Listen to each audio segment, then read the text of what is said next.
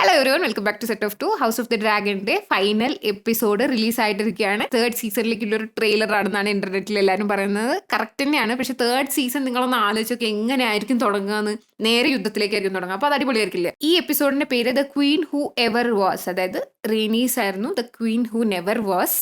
അതുപോലെ തന്നെ റെനേറിയെ പറയുന്നത് the Queen who ever was എന്നുള്ളൊരു രീതിയിലായിരിക്കും ഈ ഒരു ടൈറ്റിൽ ഇവർ ഇട്ടിട്ടുണ്ടായിരിക്കാം. ആദ്യം തന്നെ നമ്മൾ കാണുന്നത് കഴിഞ്ഞ എപ്പിസോഡുകളിൽ ഏമണ്ട് പറഞ്ഞിട്ടുണ്ടായിരുന്നു ട്രൈയാർക്കി ആയിട്ട് ഒരു അലയൻസ് രൂപീകരിക്കണം. ട്രൈയാർക്കിനെയാണ് കോർലിസും ഡേമണും സ്റ്റെപ്പ് സ്റ്റോൺസിൽ ഫൈറ്റ് ചെയ്തിരുന്നത്. സ്റ്റെപ്പ് സ്റ്റോൺസിൽ ഫൈറ്റ് ചെയ്തിരുന്നത് എന്തുകൊണ്ടാണെന്ന് വെച്ചാൽ സ്റ്റെപ്പ് സ്റ്റോൺസ് എന്ന് പറയുന്നത് വെറും ഒരു പാറക്കെട്ടുകളാണെങ്കിലും വളരെ ഇമ്പോർട്ടന്റ് ആയ ഒരു സ്ട്രാറ്റജിക് ലൊക്കേഷൻ ആണ്. ഈ ഒരു ഫ്രീ സിറ്റീസ് അല്ലെങ്കിൽ ഫ്രീ എസ്ഒസ് എന്നും ഈ ഫ്രീ സിറ്റീസ് എന്നുള്ള ഒരു പാസേജ് സ്റ്റെപ്പ് സ്റ്റോൺസ് കൂടെയാണ് വരുന്നത്. അത് കൺട്രോൾ ചെയ്യുകയാണെങ്കിൽ ഈ ഒരു മെയിൻലാൻഡിലേക്കുള്ള എല്ലാ സപ്ലൈസിനെയും കൺട്രോൾ ചെയ്യാൻ പറ്റുന്നതുകൊണ്ടാണ് ട്രൈയാർക്ക് അവിടെ ഒരുപാട് ഇഷ്യൂസ് ക്രിയേറ്റ് ചെയ്തിരുന്നത്. വളരെ കഷ്ടപ്പെട്ട് റിസോൾവ് ചെയ്ത ഒരു ഇഷ്യൂവിനെ പിന്നെയും ഏമണ്ട് കൊണ്ടുവന്നിരിക്കുകയാണ്. ട്രൈയാർക്കിനെ കാണുന്ന ടൈലൻ ലാനിസ്റ്റർ ഈ ഷോ റണ്ണേഴ്സ് പ്രത്യേകം പറയുന്നുണ്ട് എന്തൊക്കെ ആളെ അൺകംഫർട്ടബിൾ ആക്കാൻ പറ്റും അതാണ് അവർ ആ സെറ്റിൽ മൊത്തത്തിൽ ചെയ്തിരിക്കുന്നത്. നിലത്തിരുത്തുന്നു, എക്സോട്ടിക് അനിമൽസ് ഉണ്ട്, ഓവറോൾ ഉള്ള അവരുടെ ഫുഡ് ഹാബിറ്റ്സ് ആവട്ടെ എല്ലാം അവർ ടൈലൻഡിനെ അൺകംഫർട്ടബിൾ ആക്കാൻ പറ്റുന്ന രീതിയിലാണ് ചെയ്തിരിക്കുന്നത്. വളരെ ക്ലിയർ ആയിട്ട് ആക്കി അവിടെ വെറുത്തിരിക്കുകയാണെന്ന് നമുക്ക് കണ്ടാലറിയാം. ഇവർ ട്രൈയാർക്കി എന്ന് പറയുന്നത് മിർ, ടൈറോഷ്, ലിസ് എന്ന് പറയുന്ന 3 ഫ്രീ സിറ്റീസിലെ ആൾക്കാരുടെ ഒരു കൗൺസിൽ പോലെയാണ്. അപ്പൊ അവിടുത്തെ എല്ലാവരും ഉണ്ട് ടൈലൻഡിനെ ചോദ്യം ചെയ്യാനായിട്ട്. ഇവർ ആവശ്യപ്പെടുന്നത് 100 ഡ്രാഗൺസിനെയാണ്. Best 100 dragons. ഇത് വലിയൊരു കാര്യം ചോദിച്ചിട്ട് പിന്നീട് അവർക്ക് വേണ്ട കാര്യം ചോദിക്കുമ്പോൾ അവർക്ക് വേണ്ട കാര്യം നടത്തിയെടുക്കാൻ പറ്റുമല്ലോ എന്നുള്ള പോലത്തെ ഒരു കാഴ്ചപ്പാടാണ് കാണിക്കുന്നത്.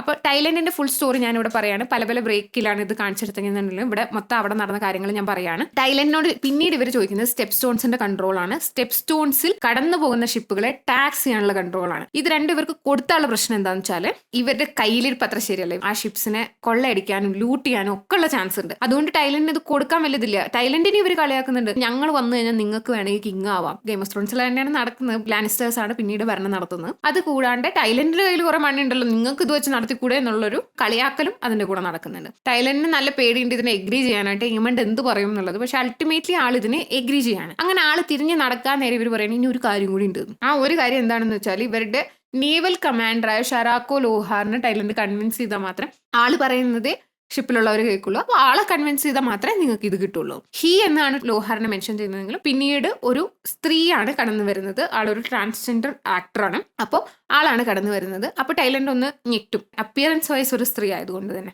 അപ്പോൾ ആള് പറയും നിങ്ങൾ എന്നെ ചാലഞ്ച് ചെയ്ത് നിങ്ങൾ വേർത്തിയാൻ തോന്നിയാൽ മാത്രമേ ഞാൻ റെഡി ആവുള്ളൂ എന്നുള്ള പോലെ. അപ്പോൾ ആള് ചോദിക്കും എന്താണ് ഇപ്പം ഞാൻ ഇനി വേർത്തിയാവാൻ ചെയ്യേണ്ടത് എന്ന് ചോദിക്കുമ്പോൾ പിന്നീട് നമ്മൾ കാണുന്നത് ഒരു മഡ് ഫൈറ്റ് ആണ്. ആ മഡ് ഫൈറ്റിൽ ടൈലൻഡ് കഴിയുന്നത്ര ഇടി മേടിക്കുന്നുണ്ട്. പക്ഷെ പിന്നെ തിരിച്ച് നല്ല ഇടിയൊക്കെ കൊടുത്തിട്ട് ആള് ഇവരുടെ അപ്രൂവൽ നേടിയെടുക്കുകയാണ്. പിന്നീട് ഡിന്നർ ടൈമിൽ അവിടെ ഇരുന്ന് ഭക്ഷണം കഴിക്കുമ്പോൾ ലോഹാർ പറയാണ്, പിന്നെ ടൈലൻഡിനെ കൊണ്ട് ഒരു പാട്ടും പാടിക്കുന്നുണ്ട് കേട്ടോ പാവം. അത് കഴിഞ്ഞ് ലോഹാർ പറയാണ് നിങ്ങൾക്ക് ഞാൻ എൻ്റെ ഷിപ്സ് തരാൻ തയ്യാറാണ്, സീ സ്നേക്കിനെ നേരിടാൻ ഞാൻ തയ്യാറാണ്, നമുക്ക് നാളെ ഇവിടുന്ന് തിരിക്കാം എന്നുള്ള രീതിയിൽ പറയും. അതിനുശേഷം ലോഹാർ ഒരു ആവശ്യമുണ്ട്, ആൾക്ക് ടൈലൻഡിന്റെ കുട്ടികളെ വേണം എന്നുള്ളത്. ഇത് ഒരു ശരിയായ ഒരു ആവശ്യമാണെന്ന് എനിക്ക് തോന്നുന്നില്ല. ടൈലൻഡ് അതിനും തയ്യാറ് തന്നെയാണ്. കാരണം ആൾക്ക് എങ്ങനെയും ഈ ഷിപ്പ് കിട്ടിയേ പറ്റൂ. പിന്നെ ഇതിൽ ഒരു ഇൻട്രസ്റ്റിംഗ് ആയിട്ടുള്ള ഡീറ്റെയിൽ ഇവർ ഉൾപ്പെടുത്തിയിരിക്കുന്നത് ലോഹാർ ഒരിക്കലും ടൈലൻഡിനെ ഫൈനലി ഉള്ളു വിളിക്കുന്നത്. ലോഹാർ ടൈലൻഡിന്റെ സ്വന്തം പേര്. ആദ്യം ലോഹാർ ആളെ വിളിക്കുന്നത് ടൈവിൻ എന്നാണ്. ടൈവിൻ നമ്മുടെ ടൈവിൻ ലാനിസ്റ്ററിന് അപ്പം നമുക്ക് ഓർമ്മ വരും. ഒരു ഡിസ്റെസ്പെക്ട് ആണ്. പക്ഷെ പിന്നീട് ടൈലൻഡ് അവരുടെ റെസ്പെക്ട് ഏൺ ചെയ്ത പോലെയാണ് കാണിക്കുന്നത്. പിന്നെ നമ്മൾ കാണും ഏമണ്ട് പോയിട്ട് ഷാർപ്പ് പോയിന്റ് എന്ന് പേരുള്ള ഒരു പോർട്ട് ടൗൺ കൊണ്ടുപോയിട്ട് ഫുള്ള് കരിച്ചിട്ടുണ്ടാവും വേഗാറിനെ വെച്ചിട്ട്. എന്താന്ന് വെച്ചാൽ ഏമണ്ടിന് തിരിഞ്ഞു പോകേണ്ടി വന്നു റെനേറിന്റെ ഡ്രാഗൺസിനെയും കണ്ടപ്പം നമ്മൾ കഴിഞ്ഞ 7ാമത്തെ എപ്പിസോഡിൽ കണ്ടു. അതിന്റെ ദേഷ്യത്തിനാണ് ഷാർപ്പ് പോയിന്റ് പോയിട്ട് കരിച്ചത്. ഈ മനുഷ്യനാണ് അവിടുത്തെ കിങ് ഓർ കിങ് റീജന്റ്. അതിനുശേഷം നമ്മൾ കാണുന്നത് ഏഗോണിനെയാണ്. ഏഗോണിന് മാസ്റ്റർ ഓർവയിൽ മരുന്ന് കൊടുത്തുകൊണ്ടിരിക്കുകയാണ്. മരുന്ന് കൊടുത്തുകൊണ്ടിരിക്കുമ്പോൾ ഏഗോൺ ചോദിക്കും എനിക്ക് കുറച്ച് റം എന്തെങ്കിലും തരുമോ എന്നുള്ള പോലെ മാസ്റ്റർ ഓർവയിൽ എന്നാണ് പറയുന്നത്. അപ്പോൾ തന്നെ അവിടെ ലാരിസ് എൻട്രിയാണ്. ലാരിസ് ഏഗോണിനോട് പറയുന്നത് എന്താണെന്ന് വെച്ചാൽ ലാരിസിന്റെ മെജോറിറ്റി ഓഫ് മണി അന്നത്തെ കാലത്ത് ഗോൾഡ് കോയിൻസിലാണ്. ഗോൾഡ് കോയിൻസ് എല്ലാം ഹാരൻ ഹോളിലെ ആൾക്ക് ഉണ്ടായിരുന്ന എല്ലാ സമ്പാദ്യവും ആൾക്ക് ഇവിടെ എത്ര ഒരു കിങ്സ് ലാൻഡിങ്ങിൽ അത്ര പിടുത്തം പോരാത്തോണ്ട് ആള് ഇവിടേക്ക് മാറ്റിയിരിക്കുകയാണ്. അയൺ ബാങ്ക് ഓഫ് ബ്രാവോസ് നമ്മൾ ഗെയിം ഓഫ് ത്രോൺസിലും കണ്ടിട്ടുള്ളതാണ്. പലപ്പോഴും പലരും കട എടുക്കുന്നതൊക്കെ അവിടെ നിന്നൊക്കെയാണ്. ആ ബാങ്കിലേക്ക് മാറ്റിയിട്ടുണ്ട്. നമുക്ക് എസോസിലേക്ക് പോകാം. കാരണം ഇവിടെ ഏമണ്ടും റെനേറിയും ഒക്കെ കൂടി അങ്ങ് തമ്മിൽ തല്ലി ചാവട്ടേന്ന്, നമുക്കിതിൽ ഇടപെടണ്ട, ഈ ഡ്രാഗൺസും എല്ലാം തീർന്ന് നമ്മൾ തിരിച്ചു വരുമ്പോൾ നിങ്ങൾക്ക് വലിയ ആളാവാന്നുള്ള പോലെ കൺവിൻസ് ചെയ്യാനാണ് ശ്രമിക്കുന്നത്. അപ്പൊ ഏഗോൺ പറയും എന്തുകൊണ്ട് ഏമണ്ടിനെ നമുക്ക് പ്രിസണർ ആയിട്ട് എടുത്തുകൂടാ, ഇപ്പൊ ഏമണ്ട് ഇവിടെ ഇല്ല, ഷാർപ്പ് പോയിന്റിൽ മണ്ടൻ അവിടെ പോയിട്ട് ആൾക്കാരൊക്കെ ഇരിക്കുകയാണെന്നുള്ള പോലെ. അപ്പോൾ ലാരിസ് പറയും നിങ്ങൾ പിന്നെ എങ്ങനെ റെനേറിന്റെ ഡ്രാഗൺസിനെ നേരിടാം, നമുക്ക് വേഗാറിനെ വേണം പക്ഷെ നമുക്ക് ഏമണ്ടിനെ വേണ്ട എന്നുള്ള പോലെ പറയും. അങ്ങനെ പറയുമ്പോൾ ഏഗോൺ ചോദിക്കും ഇത് ശരിയാണല്ലോ. അപ്പോൾ ലാരിസ് പറയും നിങ്ങൾക്ക് തിരിച്ചു വരുമ്പോൾ നിങ്ങൾക്ക് ഭയങ്കര സ്വീകരണമായിരിക്കും, കാരണം നിങ്ങൾ ദ പീസ് മേക്കർ ആയിരിക്കും. ഏഗോൺ എപ്പോഴും ഈ പേരിനോട് അറ്റാച്ച് ചെയ്യുന്ന അത് വാക്ക് എന്തായിരിക്കും, അങ്ങനെ ഭയങ്കര ഒരു ഫാസിനേഷൻ ഉള്ള ആളാണ്. ഫൈനലി ഏഗോൺ സെറ്റിൽ ചെയ്യുന്ന പേര് റെൽംസ് ഡിലൈറ്റ് എന്നുള്ളതാണ്. റെൽംസ് ഡിലൈറ്റ് ആക്ച്വലി റെനേറെ ചെറുപ്പത്തിൽ ആ റെൽമിൽ ആൾക്കാർ വിളിച്ചുകൊണ്ടിരുന്ന ഒരു പേരാണ്. അതാണ് ഏഗോൺ സെറ്റിൽ ചെയ്യുന്ന പേര്. പിന്നെ ഏഗോൺ ക്ലിയർലി പറയുന്ന ഒരു കാര്യം ആളുടെ ഡിസേബിലിറ്റീസിനെ പറ്റിയിട്ടാണ്. രണ്ടാമത്തെ കാര്യം ആളുടെ ഡ്രാഗൺ മരിച്ചു എന്നുള്ളത് തന്നെയാണ്. ആളുടെ ഡ്രാഗൺ മരിച്ചു എന്ന്, സൺഫയർ മരിച്ചു എന്ന് ആളൂടെ കൺഫേം ചെയ്യുകയാണെങ്കിൽ ഹിസ്റ്ററി പലപ്പോഴും വിന്നേഴ്സ് ആണ് റൈറ്റ് ചെയ്യുന്നത്. അതുകൊണ്ട് തന്നെ നമ്മൾ കണ്ട ഗെയിം ഓഫ് ത്രോൺസിൽ ജോഫ്രി പറയുന്ന ഹിസ്റ്ററി ചിലപ്പോൾ അത് നടന്ന കഥയായിരിക്കും, അല്ലെങ്കിൽ സൺഫയർ ശരിക്കും മരിച്ചു എന്ന്. ഇതിപ്പോ ഭയങ്കര കൺഫർമേഷൻ ആണ് സൺഫയർ മരിച്ചു എന്നുള്ളതിന്. അതുകൊണ്ട് തന്നെ ഹിസ്റ്ററി അങ്ങനെയാണ് എഴുതിപ്പെട്ടതെന്നുണ്ടെങ്കിൽ റെനേറയുടെ ഫേറ്റ് വേറെ എന്തെങ്കിലും ആണോ, റെനേറയുടെ ഫേറ്റ് എന്താണെന്നുള്ളത് ഇപ്പൊ വലിയൊരു ക്വസ്റ്റ്യൻ ആണ്. അപ്പോൾ അത് നല്ലൊരു സർപ്രൈസ് ആയിരിക്കും ആൾക്കാർക്ക് കാണാൻ. അതിനുശേഷം നമ്മൾ കാണുന്നത് വേലിലെ മലനിരകളിൽ അവിടെയും ഇവിടെയും ഒക്കെ ഷീപ്പ് സ്റ്റീലറിനെ നോക്കി സ്ട്രഗിൾ ചെയ്യുന്ന ഒരു റേനേനെയാണ്. പിന്നെയും അവർ കാണിക്കുന്നുണ്ട് ഒരുപാട് സ്ട്രഗിൾ. റേനേറുടെ ചെരുപ്പ് ഒക്കെ പൊട്ടിയിട്ടുണ്ട്, തണുപ്പാണ്, എല്ലായിടത്തും ഓടി നടക്കുകയാണ്, ഡ്രാഗണിനെ ദൂരെ കാണുന്നു. ഇതൊക്കെ പിന്നീട് ഇടയ്ക്കിടയ്ക്ക് റേനേനെ കാണിക്കുന്നുണ്ട്. ആ ഡ്രാഗന്റെ പിറകെ ഓടുന്നു, എവിടെയാണ് ഈ ഡ്രാഗൺ പോകുന്നത് കണ്ടുപിടിക്കാനായിട്ട് എന്നൊക്കെ കാണിക്കുന്നുണ്ട്. ഡ്രാഗൺ സ്റ്റോണിൽ പിന്നീട് നമ്മൾ കാണുന്നത് ഉൾഫിനെയാണ്. ഉൾഫ് റെനേറയുടെ സൈഡിൽ കാലൊക്കെ കയറ്റിയിരുന്ന് ഭയങ്കര ഡയലോഗാണ്. Hugh hammer സൈഡിലുണ്ട്.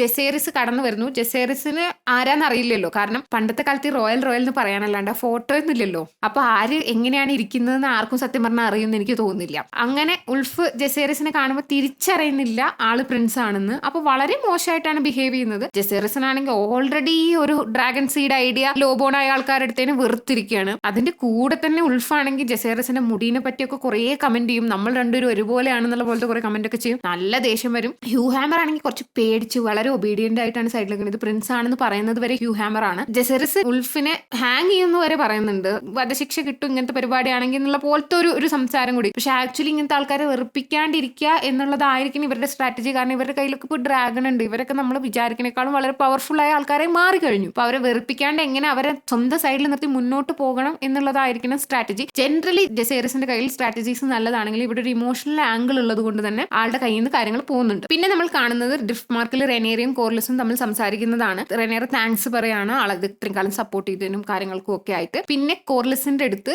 ആഡമിനെ പറ്റി ചോദിക്കുന്നുണ്ട്. ആഡം നിങ്ങളുടെ അണ്ടറിൽ വർക്ക് ചെയ്തിരുന്ന ഒരാളാണല്ലോ, എങ്ങനെയാണെന്നൊക്കെ. കോർലിസ് പറയും എനിക്ക് അത്ര. കോർലിസ് ഇപ്പോഴും ആഡം സ്വന്തം മകനാണ് എന്നുള്ളത് മറച്ചു വെക്കാൻ ഇഷ്ടപ്പെടുന്ന ഒരാളാണെന്ന് നമുക്ക് വ്യക്തമായിട്ട് കാണാൻ പറ്റും. അതിനുശേഷം അവർ ഡിസ്കസ് ചെയ്യുന്നത് മറ്റ് ഡ്രാഗൺസിനെ പറ്റിയിട്ടാണ്. റെനേറയ്ക്ക് ഓൾറെഡി ഈ ഡ്രാഗൺ സീഡ്സിനെ പറ്റിയിട്ട് കുറച്ചൊരു വറി ഉണ്ട് എന്നുള്ളത് വളരെ ക്ലിയർ ആണ് അവിടെ. ആഡമിനെ പറ്റിയിട്ട് പക്ഷെ നല്ലൊരു സർട്ടിഫിക്കറ്റ് തന്നെയാണ് കോർലിസ് കൊടുക്കുന്നത് റെനേറയ്ക്ക്. അതിനുശേഷം അവർ സംസാരിക്കുന്നത് എന്തിനെ പറ്റിയിട്ടാണെന്ന് വെച്ചാൽ മറ്റ് ഡ്രാഗൺസ് അതിനെ പറ്റിയിട്ടാണ്. അപ്പോൾ കോർലിസിന്റെ ഒരു അഭിപ്രായത്തിൽ കിങ്സ് ലാൻഡിങ് കീഴടക്കണം എന്നുള്ളൊരു അഭിപ്രായം കോർലിസിന് ഉണ്ട് താനും. പക്ഷെ കോർലിസ് പറയും അവിടെ ഇനിയും ഡ്രാഗൺസ് ഉണ്ട്. ഒന്ന് ഡേറോന്റെ ടെസേറിയൻ ഉണ്ട്, 2 ഹെലേനയുടെ ഡ്രീം ഫയർ ഉണ്ട്. ഡ്രീം ഫയർ വലിയൊരു ഡ്രാഗൺ ആണ്. ഡ്രീം ഫയറിന്റെ കുട്ടികളാണ് ഒരുപാട് ഡ്രാഗൺസ് ഇതിലുള്ള. റെനേറ പറയും ഹെലേന ഒരു ഡ്രാഗൺ റൈഡറോ അങ്ങനെയൊന്നും അല്ലല്ലോ. പക്ഷെ ബുക്സിലാണെങ്കിൽ ഹെലേന ഒരു ഡ്രാഗൺ റൈഡർ ആണ്, പക്ഷെ ഒരു ബാറ്റിലിന് പോകുന്ന ഒരു വ്യക്തിയല്ല. ഇതിൽ ഹെലേനയ്ക്ക് അതിനൊന്നും ഒരു താല്പര്യമില്ല എന്നുള്ള പോലെയാണ് പറയുന്നത്. അപ്പൊ കോർലിസ് പറയും ഇല്ല, എനിക്ക് തോന്നുന്നത് അവർ ഹെലേനയാണ്, കാരണം ഇത്രയും വലിയൊരു ഡ്രാഗണിനെ വെറുതെ വെക്കാൻ ആർക്കാ താല്പര്യം ഉണ്ടാവും, അവരെന്തായാലും അതിന് ശ്രമിക്കും എന്ന് തന്നെയാണ് കോർലിസ് പറയുന്നത്. പിന്നീട് അവര് കോർലിസിന്റെ കപ്പലിനെ പറ്റി സംസാരിക്കും. കോർലിസിന്റെ കപ്പലിന്റെ പേര് സീ സ്നേക്ക് എന്നാണ് പറയുന്നത്. കോർലിസിനെയും സീ സ്നേക്ക് എന്നാണ് പറയുന്നത്. സീ സ്നേക്കിന്റെ അഡ്വെഞ്ചേഴ്സ് ആയിട്ട് ഒരു അനിമേറ്റഡ് സീരീസ് തന്നെ വരാനുള്ള പ്ലാൻ ഉണ്ട് ഞാൻ പല സ്ഥലങ്ങളിലും വായിച്ചു. സീ സ്നേക്കിന്റെ കാര്യം പറയുമ്പോൾ കോർലിസ് പറയും ഇനി മുതൽ എന്റെ കപ്പലിന്റെ പേര് സീ സ്നേക്ക് എന്നല്ല, the Queen who never was എന്നാണ് ഞാൻ എന്റെ കപ്പലിന് പുതിയ പേരിട്ടിരിക്കുന്നത്. റെയിനീസിന് വേണ്ടിയിട്ടാണ് എന്നുള്ള പോലെ. കോർലിസിന് നല്ല സങ്കടം ഉണ്ട് കേട്ടോ വൈഫ് മരിച്ചു പോയാല്. പിന്നെ ഇവർ സംസാരിക്കുന്ന മെയിൻ ആയിട്ടുള്ള ഒരു പോയിന്റ് ഡേമൺ എവിടെയാണെന്നുള്ളതാണ്. ഡേമന്റെ കാര്യങ്ങളൊക്കെ പറയുമ്പോൾ നല്ലൊരു ട്രാൻസിഷൻ ഇവർ കൊടുക്കാറുണ്ട്. അപ്പൊ തന്നെ നമ്മൾ ഡേമണിനെ ഹാരൻ ഹോളിൽ കാണണം. ഡേമന്റെ കയ്യിൽ വലിയൊരു ആർമി, 30,000 പേര് മിനിമം ഉള്ള ഒരു ആർമിയാണ് റിവർലൻഡിലെ എല്ലാ ലോഡ്സും കൂടി ചേർന്ന് സപ്ലൈ ചെയ്തിരിക്കുന്ന ഡേമണിന്. അവരെല്ലാരും തന്നെ ഹാരൻ ഹോളിൽ തമ്പടിച്ചിരിക്കുകയാണ്. ഹാരൻ ഹോളിൽ അവർ ആദ്യം തന്നെ കാണിക്കുന്നത് ഡേമനും ഒരു ആളായിട്ടുള്ള കോൺവെർസേഷൻ ആണ്. എന്താണെന്ന് വെച്ചാൽ ആൾക്ക് കെരാക്സിസിന് കൊടുക്കാൻ ആടുകളുടെ സപ്ലൈ ലോ ആണ്, പന്നികളെ ഒക്കെ ആണോ. അപ്പൊ ഡേമൻ പറയും കെരാക്സിസിന് പന്നികളെയാണ് ഇഷ്ടം, വെറുതെ അല്ല ആ ഒരു ആടിനെ ആരും തിന്നാണ്ട് വെച്ചേക്കുന്നത്, കെരാക്സിസിന് അത്ര ഇഷ്ടപ്പെട്ടിട്ടില്ല, പ്രിഫറൻസസ് ഒക്കെ ഉണ്ട്. അത് കഴിഞ്ഞിട്ട് റെനേറ മെസ്സഞ്ചർ ആയിട്ട് ഡേമന്റെ അടുത്തേക്ക് അയച്ച ആൽഫ്രഡ് ബ്രൂം ഡേമണിനെ കാണാൻ വരുന്നതായിട്ടാണ് കാണിക്കുന്നത്. അപ്പോൾ ആൽഫ്രഡ് ബ്രൂം ഇങ്ങനെ പറയും നിങ്ങളുടെ കാര്യങ്ങൾ എന്തൊക്കെയാണെന്നൊക്കെ ചോദിക്കുന്നതിന്റെ കൂടെ തന്നെ പറയും ആൽഫ്രഡ് ബ്രൂമിനെ കാണുമ്പോൾ തന്നെ ഡേമൺ ഒരു ചിരിയൊക്കെയാണ് കേട്ടോ. ചോദിക്കുമ്പോൾ പറയും നമുക്ക് പ്രൈവറ്റ് ആയിട്ട് സംസാരിക്കണം എന്ന് ആൽഫ്രഡ് ബ്രൂം പറയും. പ്രൈവറ്റ് ആയിട്ട് സംസാരിക്കണം എന്ന് പറയുമ്പോൾ ഡേമൺ എനിക്ക് തോന്നുന്നു കാര്യങ്ങൾ അറിയുന്ന പോലെയാണ്. ഈ ആൾക്കാരുടെയൊക്കെ പീപ്പിൾ മാനേജ്മെന്റ് ഡേമണ് നന്നായിട്ട് അറിയാം. അങ്ങനെ അവർ ആ വിയർവുഡ് ട്രീന്റെ ഫ്രണ്ടിലേക്ക് പോകുന്നു. വിയർവുഡ് ട്രീന്റെ ഫ്രണ്ടിലേക്ക് പോയിട്ട് ആൽഫ്രഡ് ബ്രൂം പറയുന്നു എനിക്ക് നിങ്ങളെ സപ്പോർട്ട് ചെയ്യാനാണ് താല്പര്യം എന്നുള്ള പോലെ. റെനേറേനെ അല്ല, ഞാൻ ഒരിക്കലും ഗ്രീൻസിന്റെ സൈഡിൽ പോണില്ല എന്നുള്ള ആള് വ്യക്തമാക്കുന്നുണ്ട്. പക്ഷേ ആൾക്ക് റെനേറെ വലിയ താല്പര്യമില്ല എന്നുള്ളതും അവൾ വളരെയധികം വ്യക്തമാക്കുന്നുണ്ട്. ഇതൊക്കെ ഒളിഞ്ഞു കേൾക്കുന്ന നമ്മുടെ സൈമൺ സ്ട്രോങ് പിറകിലുണ്ട്. അപ്പൊ ഡേമൺ പറയും നിങ്ങളൊരു ടേൺ ക്ലോക്ക് ആയിരിക്കും എന്ന് ഞാൻ ഒരിക്കലും വിചാരിച്ചില്ല എന്ന് പറയും. എന്നിട്ട് ഡേമൺ പ്രത്യേകിച്ച് ഒരു ഉത്തരം കൊടുക്കാണ്ട് അവിടുന്ന് പോവാണ്. ഇനി വളരെ ഇൻട്രസ്റ്റിംഗ് ആയ ഒരു കാര്യം ഇവർ ഇതിൽ ഉൾപ്പെടുത്തിയിരിക്കുന്നത് എന്താണെന്ന് വെച്ചാൽ ആൽഫ്രഡ് ബ്രൂം ആ വിയർവുഡ് ട്രീസിന്റെ അവിടേക്ക് നടന്നു വരുമ്പോൾ ഒരു ഷൂ എന്നുള്ളൊരു സൗണ്ടേ നമുക്ക് കേൾക്കാൻ പറ്റുള്ളൂ. സബ്ടൈറ്റിൽ നമുക്ക് വായിക്കാൻ പറ്റും ട്രേറ്റർ. അതായത് ആ വിയർവുഡ് ട്രീസിന്റെ അവിടുന്ന് ആരോ അയാളെ ട്രേറ്റർ എന്ന് വിളിക്കുന്ന പോലെ. ആള് ചോദിക്കും എന്താ ഞാൻ എന്തോ കേട്ടല്ലോ എന്നുള്ള പോലെ. അപ്പൊ പറയും ഇവിടെ ഇങ്ങനെയാണെന്ന്. ഡേമൺ പറയും ഇതൊക്കെ നമ്മൾ എത്ര കണ്ടതാണ്, ഡേമൺ ഇനി കാണാൻ ബാക്കിയൊന്നുമില്ല. അങ്ങനെയാണ് ഡേമൺ പറയുന്നത്. കിങ്സ് ലാൻഡിംഗിൽ മാസ്റ്റർ ഓഫ് ലോസ് ആയ ജാസ്പർ ഏമണ്ടിന്റെ അടുത്ത് പറയും എങ്ങനെയാണ് ടാർഗേറിയൻ ആയിട്ടുള്ള ബ്ലഡ് ലൈനിലുള്ള ഡ്രാഗൺ സീഡ്സിനെ റെനേറ ചെറിയ ബോട്ടുകൾ വഴി ഇവിടുന്ന് ഡ്രാഗൺ സ്റ്റോണിലേക്ക് കടത്തിയത്. പിന്നെ ഏമണ്ടിനെ ഇളകും. ഏമണ്ട് പറയും എന്നാ പിന്നെ നമ്മൾ ആ ഹാർബറിലെ എല്ലാ ഷിപ്പും ഇൻസ്പെക്ട് ചെയ്യണം. എല്ലാ ഷിപ്പും ഇൻസ്പെക്ട് ചെയ്യാന്ന് പറയുമ്പോൾ ജാസ്പർ പറയും ഇത് സ്മോൾ ഫോക്കിനെ വളരെയധികം ബാധിക്കും. അവർക്ക് ആകെ കഴിക്കാനുള്ളത് ഫിഷ് ആണെന്ന് പഴയ എപ്പിസോഡിലൊക്കെ നമ്മൾ ഉൾഫ് ഫിഷ് നിന്ന് വെറുത്തിരിക്കുന്നത് നമ്മൾ കണ്ടിട്ടുണ്ട്. ആള് പറയും ഇത് ബാധിക്കും, അവരെ ഇനിയും ബുദ്ധിമുട്ടിക്കുന്ന ഒരു ഡിസിഷൻ ആണെന്നുള്ള പോലെ. അതിനിപ്പോ എന്താ അത്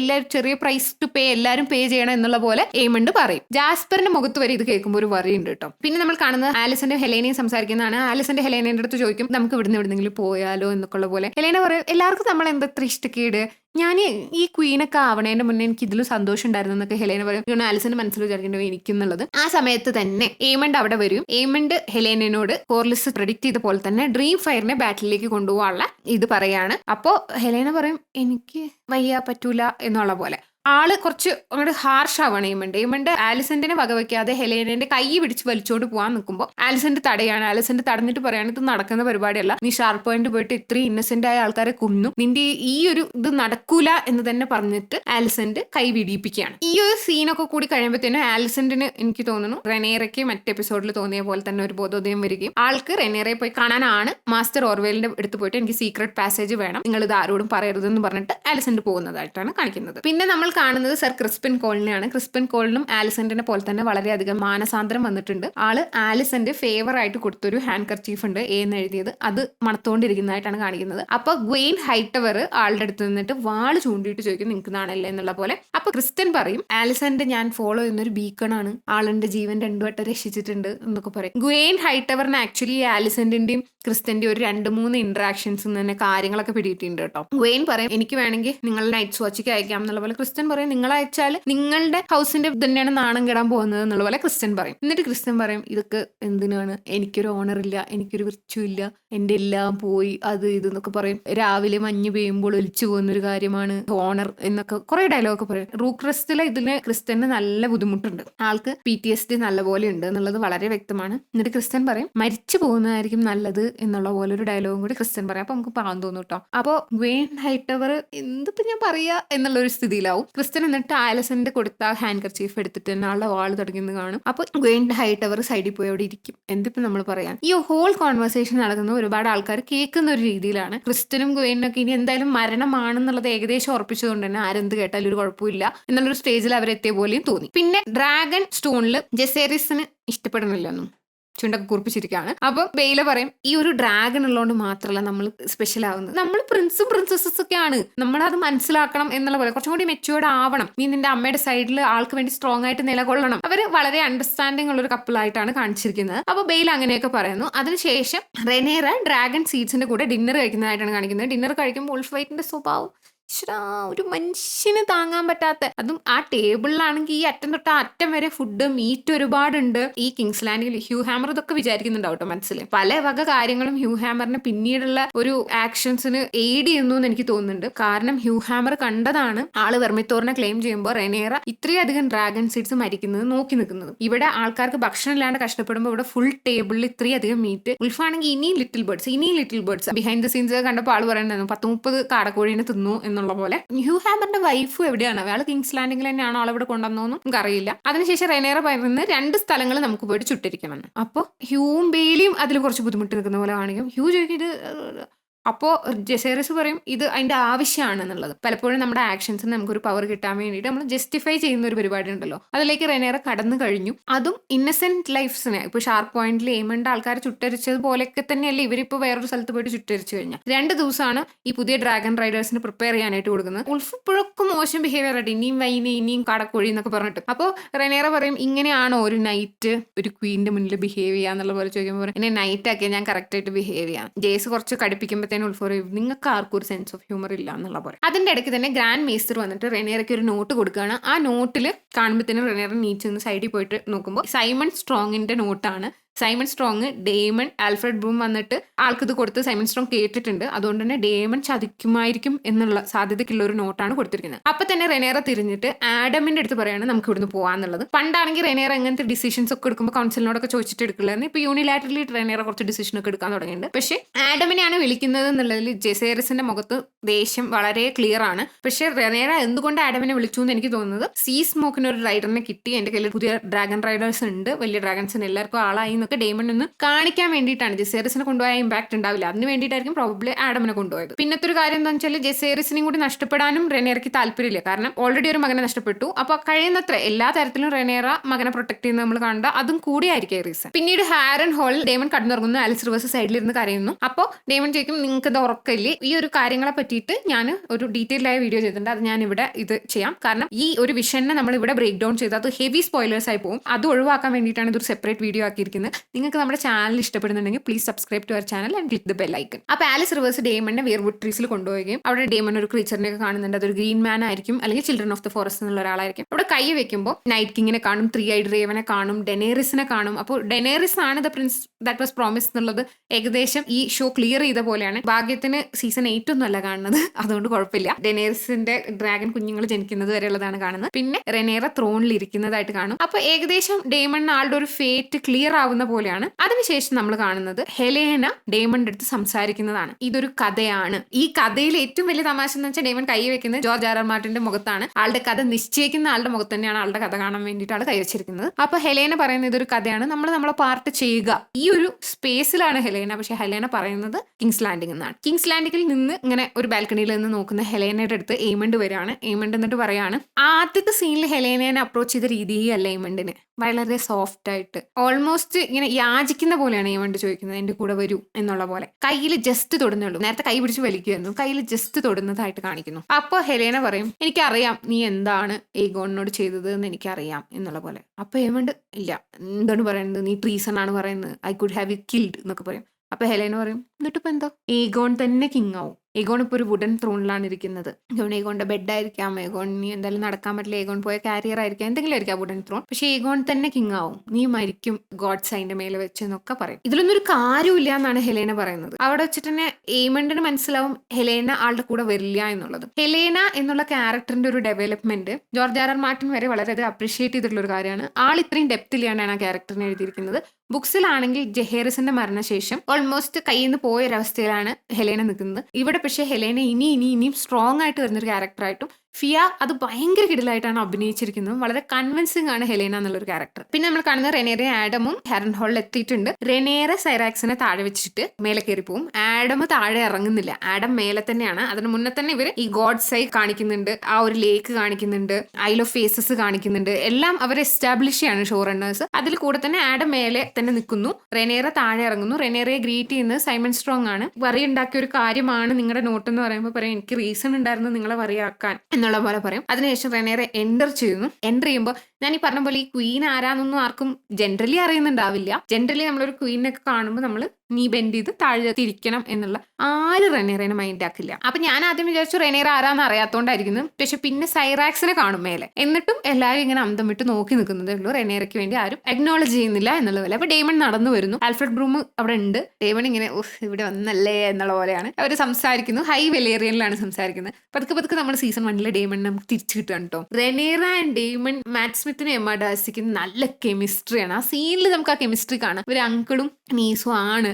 പക്ഷെ അവരുടെ കെമിസ്ട്രി നമുക്ക് ഡിനേ ചെയ്യാൻ പറ്റാത്തത്ര കിടിലൻ കെമിസ്ട്രിയാണ്. അവർ സംസാരിക്കുന്ന ഹൈ ലെവലിൽ സംസാരിക്കുന്നു. റെനേർ ഒരു 2 സ്റ്റെപ്പ് ബാക്ക് എടുത്തിട്ട് ചോദിക്കുന്നു, നിങ്ങൾ ആരെയാണ് സപ്പോർട്ട് ചെയ്യുന്നത് എന്നുള്ള പോലെ ഡേമണ്ട് എടുത്ത് ചോദിക്കുന്നു. എന്നിട്ട് ഡേമൺ റെനേറയ്ക്ക് വേണ്ടി നീ ബെൻഡ് ചെയ്യാണ്. അതിന്റെ കൂടെ തന്നെ റെനേറയുടെ അടുത്ത് ഡേമൺ പറയുന്ന ചില കാര്യങ്ങൾ പ്രൊഫസീനെ പറ്റിയും ഒക്കെ പറയുമ്പോൾ റെനേറയ്ക്ക് വെസേറിസിന് ഓർമ്മ വരും. ഒരു മെച്യൂർ ആയിട്ടുള്ള ഒരു ലെവലിലേക്ക് ഡേമൺ എത്തി എന്നുള്ളതായിരിക്കാം. പിന്നെ എന്നെ ഇനി ഇട്ടിട്ട് പോവുകയാണെങ്കിൽ നല്ലത് കിട്ടും എന്ന് റെനേറ പറയും. അപ്പോൾ ആള് പറയും ഞാൻ ട്രൈ ചെയ്ത് നടക്കണ കാര്യമല്ല എന്ന് പറഞ്ഞിട്ട് ഡേമൺ റെനേറയ്ക്ക് വേണ്ടിയിട്ട് സപ്പോർട്ട് പ്രഖ്യാപിക്കുകയാണ്. റിവർമെൻ എല്ലാം നീ ബെൻഡ് ചെയ്ത് റെനേറയ്ക്ക് വേണ്ടി സപ്പോർട്ട് പ്രഖ്യാപിക്കുകയാണ്. ആൽഫ്രഡ് ബ്രൂം നൈസായിട്ട് അവിടുന്ന് ഒഴിഞ്ഞു പോവാണ്. സൈമൺ സ്ട്രോങ് പിറകിൽ നിന്ന് കൈയടിക്കുകയാണ്. പിന്നെ റെനേറയുടെ അടുത്ത് ഡേമൺ പറയുന്ന ഒരു പോയിന്റ് ഇതുപോലെ, ഇതൊരു കഥയാണെന്നുള്ളത് പിന്നെയും നമ്മളെ ഓർമ്മപ്പെടുത്തുന്ന ഒരു ഇതാണ്. നമ്മുടെ സ്റ്റോറിയുടെ എൻഡ് വരെ ഞാൻ നിന്റെ കൂടെ ഉണ്ടായിരിക്കും എന്നുള്ളൊരു ഡയലോഗും പറയുന്നുണ്ട്. ഇതൊക്കെ ജോർജ് ആർ മാർട്ടിനിലേക്ക് തിരിച്ച് ആളാണല്ലോ ഇതെല്ലാം ചരട് വലിക്കുന്ന ഈ കഥാപാത്രങ്ങളിലേക്ക്. നമ്മുടെ ചാനലിൽ ഒരു കമന്റ് ഉണ്ടായിരുന്നു അതിനെ പറ്റിയിട്ട്, ഇതൊക്കെ അൾട്ടിമേറ്റ്ലി കഥ എഴുതിയ ആൾക്കല്ലേ അറിയുള്ളൂ എന്നുള്ള പോലെ. വളരെ ശരിയാണ് കേട്ടോ. ഇനി കോർലിസും ആലിനും ഡ്രിഫ്റ്റ് മാർക്കിൽ വെച്ച് സംസാരിക്കുന്നതായിട്ടാണ് കാണുന്നത്. കോർലിസിനാണെങ്കിൽ ആലിന്റെ അടുത്ത് കുറച്ച് സ്നേഹമൊക്കെ പ്രകടിപ്പിച്ചാൽ കൊള്ളാമെന്നുണ്ട്. ആലിൻ ഒരു വാക്ക് എടുക്കുന്ന ആളല്ല. അപ്പൊ കോർലിസ് ആലിന്റെ അടുത്ത് പറയും, നീ ഒരു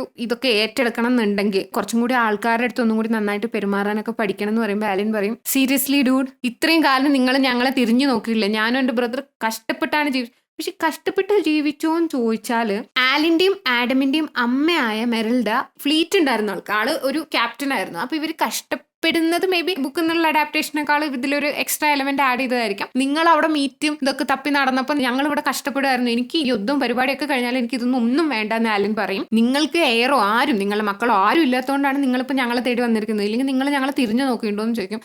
പോലീസാണെങ്കിൽ വേണ്ടായിരുന്നു, അങ്ങനെയായി പോകും. പിന്നെ റെനേറയും മെസാരിയയും കാണാം. മെസാരിയന്റെ അടുത്ത് റെനേറ പറയുകയാണെങ്കിൽ ഇത്രയൊക്കെ ക്രൈമൊക്കെ കമ്മിറ്റ് ചെയ്യേണ്ടത്, നമ്മൾ ലിറ്ററലി വാർ ക്രൈമാണ് കമ്മിറ്റ് ചെയ്യാൻ പോകുന്നത്. അപ്പോൾ മെസാരി പറയും നിങ്ങളുടെ കൂടെ ദൈവങ്ങളുണ്ട്. പിന്നീട് നമ്മൾ കാണുന്നത് ഡ്രാഗൺ സ്റ്റോണിൽ ഉറങ്ങാൻ കിടക്കുന്ന റെനേറ ഒരു പിള്ളയൊക്കെ പിടിച്ചിട്ടായിട്ട് ഉറങ്ങുന്നത്. അപ്പോൾ പെട്ടെന്ന് ആളുടെ ക്വീൻസ് ഗാർഡിൽ ഒരാൾ വന്നിട്ട് വിസിറ്ററുണ്ടെന്ന് പറയുന്നു. റെനേറ പോകുന്നു. റെനേറ നോക്കുമ്പോൾ അവിടെ നിൽക്കുന്നത് ആലിസന്റ് ആണ്. ആലിസന്റ് ഒരു കുറ്റസമ്മതത്തിന് വേണ്ടിയിട്ടാണ് വന്നിരിക്കുന്നത്. ഇതിലൊരു ഗുഡ് ഓർ ബാഡ് ഈവിൾ അങ്ങനത്തെ ക്യാരക്ടേഴ്സ് ഇല്ല ഈ ഒരു യൂണിവേഴ്സിൽ എന്ന് പറയില്ല. എല്ലാവർക്കും കുറച്ച് നന്മയും കുറച്ച് തിന്മയും ഉണ്ടാവും. ഇപ്പൊ റെനേറയുടെ കയ്യിലിരിപ്പ് കുറച്ച് മാറി വരുന്നത് കാണുമ്പോൾ ആള് ആദ്യത്തെ ഒരു ഇതൊന്ന് മാറിയിട്ട് ആളുടെ ആക്ഷൻസ് ഒക്കെ ജസ്റ്റിഫൈ ചെയ്യുന്ന ഒരാളായിട്ട് മാറുന്നതായിട്ട് നമ്മൾ കാണും. ആലിസന്റ് ഓൺ ദി അതർ ഹാൻഡ് ഒരു പശ്ചാത്താപത്തിന്റെ വഴിയിൽ കൂടെയാണ് പോകുന്നത്. റെനേറ ചോദിക്കും, നീ ഭയങ്കര വലിയ ആളായിരുന്നല്ലോ, ഭയങ്കര മൊറാലിറ്റി, ഭയങ്കര വിർച്ചു, നന്മയുടെ പ്രതീകമൊക്കെ ആയിരുന്നല്ലോ, ഇപ്പൊ എല്ലാം തീർന്നു എന്നുള്ള പോലെ. ആലിസന്റ് പറയും, തീർന്നു, എനിക്ക് കിട്ടാത്തതൊക്കെ ഞാൻ 10-16 വയസ്സിൽ ഞാൻ പ്രഗ്നന്റ് ആണെന്നുള്ളതാണ്. അതും വലിയൊരു കാര്യമാണ്. ആലിസന്റ് വിചാരിച്ചിരുന്ന റൂൾസ് അനുസരിച്ചിട്ട് ജീവിക്കുകയാണെങ്കിൽ, ആളുടെ അച്ഛൻ പറയുന്നതെല്ലാം കേട്ടിട്ട് ജീവിക്കുകയാണെങ്കിൽ എല്ലാം കറക്റ്റ് ആയിരിക്കുന്നു. പക്ഷെ അങ്ങനെയല്ല കാര്യങ്ങളെന്ന് ഞാനിപ്പോൾ റിയലൈസ് ചെയ്യുന്നു. വെസേറിസിന്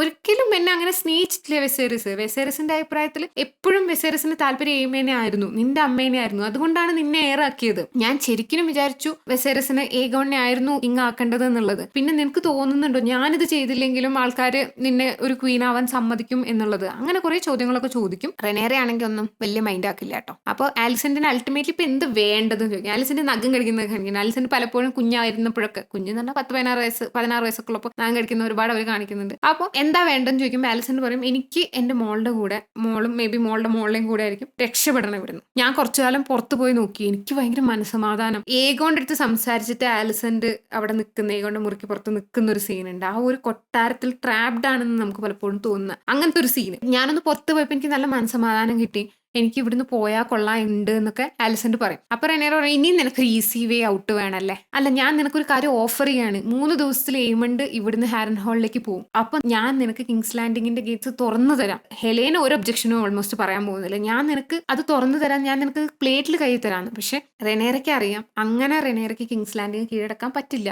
ഏഗോണിനെ കൊന്നാൽ മാത്രമേ റെനേറയുടെ ക്ലെയിം കംപ്ലീറ്റ് ആവുകയുള്ളൂ. അപ്പോൾ ആലിസന്റ് പറയും, ഏഗോണിനെ നിനക്കൊരു ഈസി വേ വേണമെന്ന് പറയും. ആലിസന്റ് പറയും, അയ്യോ ഇല്ല, അങ്ങനെയല്ല, ഞാൻ ഒരു സൺ ഫോർ എ സൺ ഞാൻ എടുത്താൽ മാത്രമേ പറ്റുള്ളൂ. റെനേറയ്ക്ക് ബുദ്ധിമുട്ടുണ്ട്, റെനേറയും കരയാനൊക്കെ ആവുന്നുണ്ട്. അപ്പൊ ആലിസന്റ് പറയും, ഓക്കെ ഞാൻ തയ്യാറാണ്, ഏഗോണിനെ നീ എടുത്തോളൂ. പിന്നെ ആലിസന്റ് ചോദിക്കുന്നത്, നീയും എന്റെ കൂടെ വരുമോ? ഇത് റെനേറയുടെ ഫ്യൂച്ചറിലേക്കുള്ള ഒരു ഇതായിരിക്കാം. ഇപ്പൊ സൺഫെയറിന്റെ ഒരു സീൻ അല്ല എന്നുണ്ടെങ്കിൽ റെനേറ ആലിസന്റിന്റെ കൂടെ പോകുന്നത്, റെനേറയുടെ ഒരു ഡെത്ത് എങ്ങനെയെങ്കിലുമൊക്കെ കാണിച്ചിട്ട് റെനേറ ആലിസന്റിന്റെ കൂടെ പോകുന്നത് പോലെ കാണിക്കാൻ ചാൻസ് ഉണ്ടോ? പിന്നെ വേറെ ഇതിലൊരു വലിയൊരു കാര്യം എന്താണെന്ന് വെച്ചാൽ, അവസാനത്തെ സീനുകളിൽ ഏഗോൺ അവിടുന്ന് കടന്നു കളയുന്നതായിട്ട് കാണിക്കുന്നുണ്ട്. അപ്പോൾ റെനേറ ഇവിടെ ആലിസന്റ് പറഞ്ഞ പ്ലാനും ആലിസന്റിനെ വിശ്വസിച്ച് അവിടെ എത്തിക്കഴിയുകയാണെങ്കിൽ റെനേറ അവിടെ ചെല്ലുമ്പോൾ ഏഗോൺ അവിടെ ഉണ്ടാവില്ല. ആലിസന്റ് തവണ പറഞ്ഞു എന്നല്ലേ റെനേറ വിചാരിക്കുള്ളൂ. ഇനി ആലിസന്റ് ചതിച്ചു എന്നല്ലേ വിചാരിക്കുള്ളൂ. ആ ഒരു കാര്യങ്ങൾ പറഞ്ഞിട്ട് ആലിസന്റ് അവിടുന്ന് പോവാണ്. ഇനി ഒരു മോണ്ടാജ് ആണ്. ഹ്യൂ അടക്കമുള്ള ഡ്രാഗൺ സീഡ്സ് അവരുടെ ആർമറൊക്കെ ഇടുന്നതും റേന ഫൈനലി ഓടി ഓടി ഓടി ഷീപ്പ് സ്റ്റീലറിനെ കണ്ടുപിടിക്കുന്നതും ഷീപ്പ് സ്റ്റീലറിനെ പക്ഷെ റേന ക്ലെയിം ചെയ്യുന്നില്ല. എനിക്കൊരു സംശയമുണ്ട് ഇനിയിപ്പോൾ ഇവരിത് ക്ലെയിം ചെയ്യുന്നുള്ള പോലെയൊക്കെ കാണിച്ചിട്ട് അവസാനം റേനേനെ പേടിപ്പിച്ച് വിടുവോ, പിന്നീട് അവർ നെറ്റിൽസിന്റെ സ്റ്റോറി ഇൻട്രൊഡ്യൂസ് ചെയ്യുമെന്ന് നമുക്കറിയില്ല. അങ്ങനെ ഒരു സംശയം ഉണ്ട് എനിക്ക്. പിന്നെ അടുത്ത സീനായിട്ട് കാണിക്കുന്നത് ഹൈറ്റവേഴ്സിന്റെ ആർമീനെയാണ്. ഹൈറ്റവേഴ്സിന്റെ ആർമീനെ കാണിക്കുന്നത് കൊണ്ട് കൂടെ തന്നെ ആലിസന്റെ 4ാമത്തെ കുട്ടിയും ആയിട്ടുള്ള ഡെയറോണും ആളുടെ ഡ്രാഗൺ ടെസാരിയനും വെർമാക്സിന്റെ ഒക്കെ ഒരു വലുപ്പം ഏകദേശം വരുന്ന ടെസാരിയനും പറന്നു പോകുന്നത് കാണിക്കുന്നുണ്ട്. ക്രേഗൻ സ്റ്റാർക്കിന്റെ ആർമി, ക്രേഗൻ സ്റ്റാർക്കിന്റെ ഗ്രേ ബിയർഡ്സിന്റെ ആർമി, ക്രേഗൻ സ്റ്റാർക്കിനെ കാണിക്കുന്നില്ല, ക്രേഗൻ സ്റ്റാർക്കിന്റെ ആർമി ഫ്രേസ് കൊടുത്ത പാസേജിലൂടെ ബ്രിഡ്ജ് കടന്ന് അവർ 2000 പേര് സ്ട്രോങ് ആണ് അവർ നടന്നെടുക്കുന്നത്. അതിനുശേഷം ലാനിസ്റ്റേഴ്സിന്റെ ജേസൺ ലാനിസ്റ്ററിന്റെ ആർമി റിവർ ലാൻഡ്സിലേക്ക് എത്തിക്കഴിഞ്ഞു. ഏകദേശം അവർക്ക് മേലെ നിന്നിട്ട് റിവർ ലാൻഡ്സ് താഴെ കാണാം എന്നുള്ള രീതിയിലുള്ള ഒരു വിഷ്വല്. ഡേമൺ മേലെ നിന്നിട്ട് ആളുടെ ട്രൂപ്സിലേക്ക് നോക്കുന്ന ഒരു വിഷ്വല്. അതുപോലെ ടൈലൻ ലാനിസ്റ്റർ കപ്പലിൽ ലോഹാറിന്റെ കൂടെ വരുന്ന ഒരു വിഷ്വല്. കോർലിസും ആലിനും ഒരു ബോട്ടിൽ അവരുടെ ഷിപ്പിലേക്ക് പോകുന്ന ഒരു വിഷ്വല്. പിന്നെ ഓട്ടോ ഹൈറ്റവറിന് ആലിസന്റും ഗെയിനൊക്കെ കുറെ റേവൻ അയച്ചെങ്കിലും ഉത്തരം കിട്ടാത്തതിന്റെ ആൻസർ ആളെ ബീസ്ബറീസ് പിടിച്ചു വെച്ചിരിക്കുകയാണ്. അപ്പൊ ആളൊരു കേജിൽ കിടക്കുന്ന വിഷയമില്ല, ആളെ മിക്കവാറും ഫ്രീ ചെയ്യുന്നുണ്ടായിരിക്കും അടുത്ത സീസൺസിൽ തന്നെ. ലാരിസും ഏഗോണും എസോസിലേക്ക് പോകുന്ന ഒരു വിഷയം കാണുന്നുണ്ട്. ഫൈനലി ഇത് ഇവർ എൻഡ് ചെയ്യുന്നത് എങ്ങനെയാണെന്ന് വെച്ചാൽ റെനേറ അവർ സ്ക്രോൾ വെച്ചിരിക്കുന്ന ജാലി പോലുള്ള ഒരു ഇതിന്റെ സെന്ററിൽ റെനേറ നിൽക്കുന്നു. റെനേറ സീംസ് ട്രാപ്ഡ്. അത് കഴിഞ്ഞ് ആലിസന്റെ ഒരു വിഷലുണ്ട്. ആലിസന്റെ ഫ്രീ ആയിട്ട് പറക്കുന്ന വിൻഡ്, അങ്ങനത്തെ ഒരു വിഷലിൽ ആലിസന്റെ നിൽക്കുന്നതുമായിട്ടാണ് ഇത് എൻഡ് ചെയ്യുന്നത്. ഒരു ബാറ്റിലെങ്കിലും ഇവർക്ക് ഈ സീസണിൽ ബാറ്റിലിന്റെ ഒരു തുടക്കമെങ്കിലും ഈ ഒരു സീസണിൽ കൊടുക്കായിരുന്നു എന്ന് എനിക്കും തോന്നി. പക്ഷെ പലപ്പോഴും ഈ ബാറ്റിലേക്കുള്ള റഷിലാണ് ഗെയിം ഓഫ് ത്രോൺസ് കഴിയുന്ന കാര്യങ്ങൾ പോയത്. അതുകൊണ്ട് തന്നെ ഇവർ കുറച്ച് സ്ലോ ആയിട്ട് കാര്യങ്ങൾ എടുക്കുന്നതിലും എനിക്ക് വലിയ കുറ്റമൊന്നുമില്ല. പലർക്കും ഇന്റർനെറ്റിൽ അതിന് കുറ്റം ഉണ്ടായിരുന്നു. അടുത്ത സീസൺ തുടങ്ങുമ്പോൾ തന്നെ ബാറ്റിലായിരിക്കും, നേരെ കാര്യങ്ങളിലേക്ക് അവർ കിടക്കും. ഒരു 2 എപ്പിസോഡിൽ തന്നെ ബാറ്റിൽ തുടങ്ങുമായിരിക്കും. അതുകൊണ്ട് തന്നെ അത് നമുക്ക് കംപ്ലൈന്റ് ഇല്ല. പക്ഷെ അടുത്ത സീസണിന് 2 വർഷം നമ്മൾ വെയിറ്റ് ചെയ്യണം. 2 വർഷം ഗ്യാപ്പ് ഞാൻ ഈ ചാനലിൽ എടുക്കുന്ന ആരും വിചാരിക്കേണ്ട. ഞാൻ ചാനൽ കുറച്ചും കൂടെ നന്നായിട്ടൊക്കെ കണ്ടിന്യൂ ചെയ്യാം, കറക്റ്റ് ആയിട്ടൊക്കെ വീഡിയോ ഇടാം. അപ്പോൾ നിങ്ങൾക്ക് ഞാൻ നേരത്തെ പറഞ്ഞ പോലെ സബ്സ്ക്രൈബ് ചെയ്യാൻ താല്പര്യം ഉണ്ടെങ്കിൽ പ്ലീസ് സബ്സ്ക്രൈബ്. എന്തെങ്കിലും മിസ്റ്റേക്സ് ഞാൻ വരുത്തിയിട്ടുണ്ടെങ്കിൽ please comment. That's it guys, by.